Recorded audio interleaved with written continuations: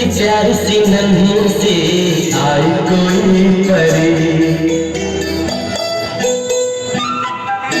छोटी सी प्यारी सी नन्ही सी आई कोई परी, भोली सी न्यारी सी अच्छी सी आई कोई परी, पालने में ऐसे ही झूलती रहे, खुशियों की बहारों में झूमती रहे, गाते मुस्कुराते संगीत की तरह, ये तो लगे रामा के गीत की तरह।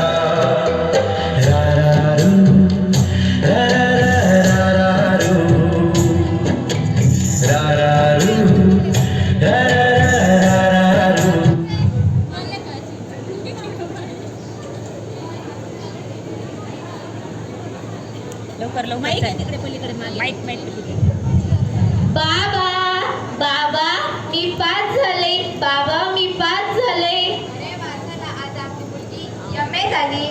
अर्थातच खऱ्या अर्थाने हिच्या शिक्षणाविषयीची आपली जबाबदारी आता संपली. आता एक महत्त्वाचे कर्तव्य पार पाडायचे आहे, ते म्हणजे मला समजले तुला काय म्हणायचंय. तू तिच्या लग्नाविषयीच बोलते ना. मी तिच्या पाठीशी खंबीर उभा आहे. मुलीच्या लग्नाची काळजी मी नाही करणार तर कोण करणार. बघ ना किती वर्ष निघून गेली. एवढी वर्ष ती आपल्या घरात खेळतात, बागडतात, लहानशा मोठी होतात, काळजी घेतात, आई वडिलांना मदत करतात, घरच महरून टाकतात, एक दिवस पाकल्यासारख्या गड्ड्यातून उडून जातात. हो ना, आपली सोनं आता आपल्या गड्ड्यातून चिमणीसारखी उडून जाणार. म्हणतात ना, रत्नासारखी जपून ठेवलेली ज्याची होती त्यानंच नेली, आईची माया वायाला गेली. असो, आपल्या या शास्त्रीजींशी बोलणं झालं. त्यांनी आपल्या सोनूसाठी चांगले स्थळ आणलं. उद्या सकाळी आपल्या सोनूला पाहुणे पाहायला येणार आहे. मुलगा चांगला इंजिनियर आहे, मुलाचे वडील प्राध्यापक आहेत, मुलाची आई समाजसेविका आहे. शास्त्रीजी सांगत होते हुंडा नको, चांगली मुलगी पाहिजे. बाबा हे काय सांगते तुम्ही. माझं लग्न पहा, माझा रिझल्ट, मी वर्गात पहिली आले, मला अजून पुढे शिकायचं आहे, स्वतःच्या पायावर उभे राहायचे. बाबा मला लग्न नाही करायचे. तुझे मनाने पडते ग मला, पण सोनू बाळा तुझ्यासाठी खूप चांगले स्थळ आहे. शास्त्रीजी सांगत होते असं चांगलं स्थळ शोधून सापडणार नाही. असं स्थळ आहे बघ, तुला तुझ्या घरचे घरीच बसवणार नाही, तुला नोकरी करू देतील. ती खूप चांगली माणसं आहे. मग करशील ना उद्याची तयारी. ठीक आहे बाबा, जशी तुमची मर्जी. तुम्ही माझे वडील, तुम्ही माझं चांगलंच करा.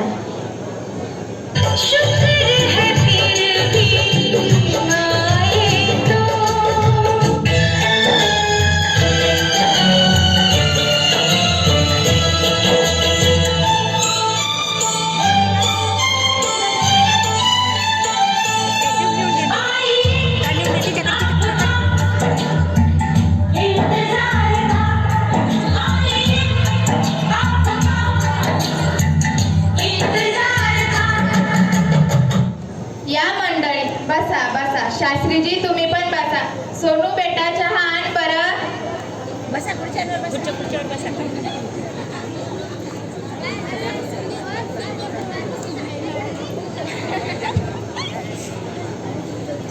काय विलास, आवडली का मुलगी. इकडे इकडे मग ठीक आहे, मुलगी पसंत आहे, करा मग लग्नाची तयारी.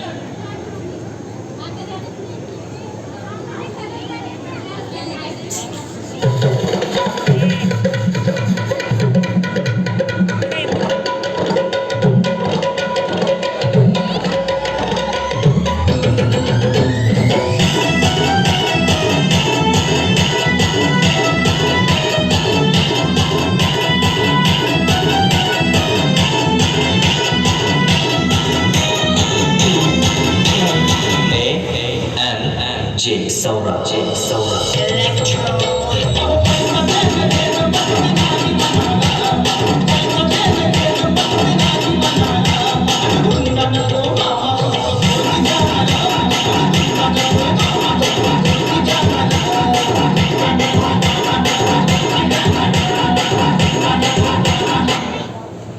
देण्या घेण्याचं नको का बोलायला.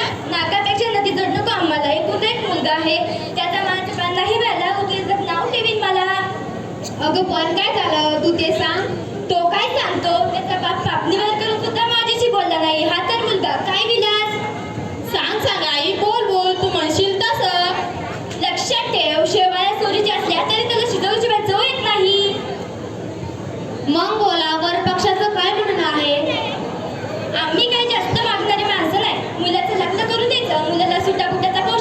1 तोळ्याची अंगठी, 2 तोळ्याची साखळी आणि 40,000 रोख. मुलीच्या अंगावर 10 तोळे सोनं घातलं पाहिजे आणि मालापाल्याचा खर्च आणि जेवणापाण्याचा खर्च तुमचा. हे तुमचं सगळं खरं आहे, पण मी दुबळा माणूस, मुलगी हीच माझी दौलत. मी तुमच्या पाया पडतो, मी तुमच्या पाया पडतो, घ्या मला तुमच्या पदरात. आतृप माणसाने पाय पसरावे, दीन दवीत लोक लायकी नसणं आमची बरोबरी करता. असं करू नका, असं वाईट बोलू नका. बाईसाहेब, जसजसे माझ्याकडे तसतसे मी तुम्हाला देईन. असं करू नका, तुम्ही तिथे जन्मदाता आहात. असं बोलायला लाज वाटते नाही तुम्हाला? अरे हे देवा, मी पूर्वी जन्मी काय पाप केलं होतं? माझ्या पोटी 2-2 मुली दिल्यास मी एवढं काय पाप केलं होतं? त्या मुलीबरोबर थोडी लग्नासाठी धनदौलत दिली असती तर? बॉटल तुझ्या जागी एखादा मुलगा झाला असता तर आज मला आता सहन करावं लागलं नसता. सोडा सोडा मला तुम्ही, जा इथून. तुम्ही माझं आयुष्य बरबाद केलं तुम्ही. एवढा पैसा नाही, मी काय करू, मी काय करू? मला माफ करा, मला माफ करा. मी तुमच्या साठी काही करू शकलो नाही, काही करू शकलो नाही. मला माफ करा, मला माफ करा, मला माफ. मी औषध घेतलं, मला वाचव, खूप त्रास होतोय. अगं तू हे काय केलंस? राणी, आई बाबावर लक्ष ठेव. बाबा आता निवांत राहा.